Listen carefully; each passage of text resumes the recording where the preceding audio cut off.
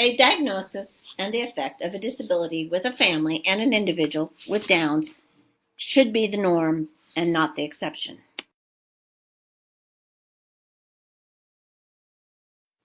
Chapter 4 states that this is simply not the case. Society will continue to treat those affected with Downs and their families as exceptionalities.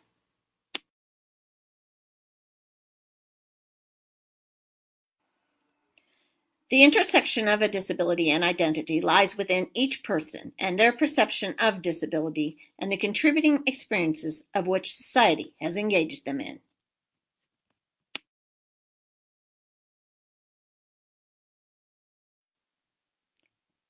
If the society engages them correctly, the end result will be a wonderful life, like my friend Carly.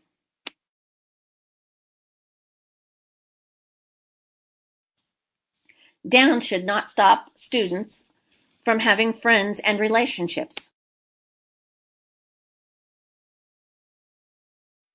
It should not stop these people from having jobs.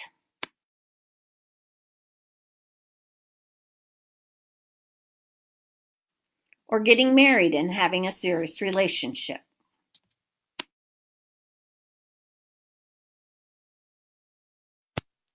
In the 1930s and moving into almost the 1970s, many were confined to the state hospitals, separated from society.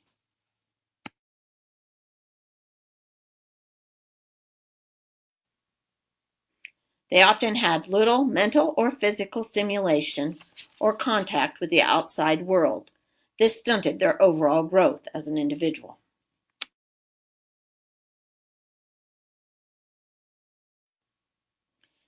In Ted Kennedy's family, his sister went 20 years without seeing her mom. Finally, he began to investigate this situation.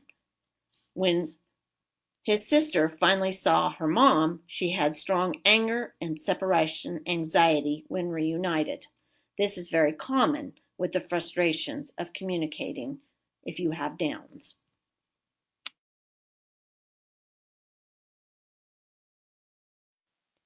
He found the living conditions for his sister horrific and wanted things changed.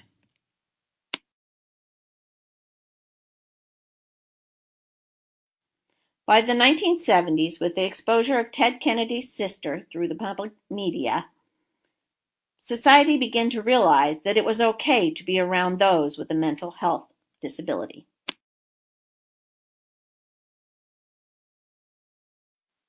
Most importantly, society began to realize the stimulation could cause intelligence and growth of these wonderful children.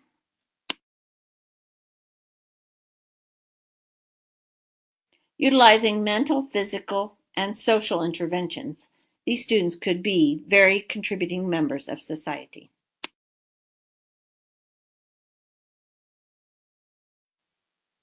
It was realized that these people had feelings too.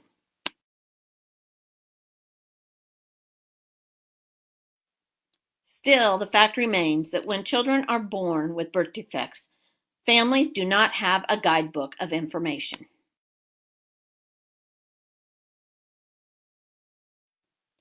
Today, 1 in every 800 births has Downs.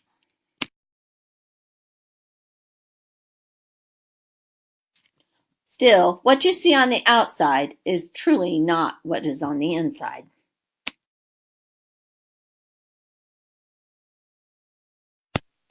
Chapter 4 noted that by the 1970s, parent support groups were springing up and literature was being sent out about resources as to what to do when your child is born with Downs.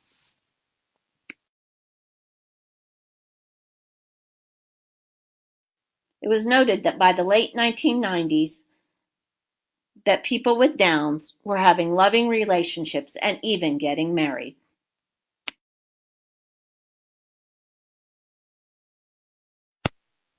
In the 1980s, early intervention, which included ages 0 to 5, and particularly 0 to 3, could actually assist the families and the students with leading more productive lives.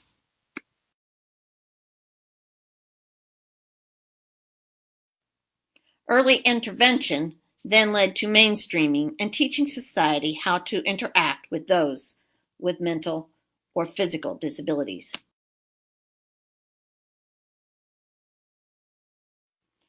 In 2007, the American College of OB/GYNs recommended procedures such as a sonogram to check for birth defects prior to birth.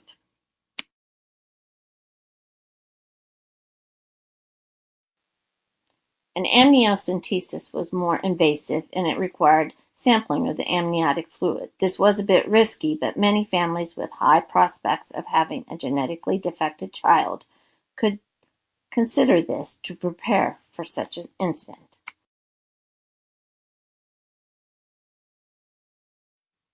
One important note from the book is that those people with children of Downs want to make it known that they feel they have learned so much from a child with Downs that it has made them who they are today.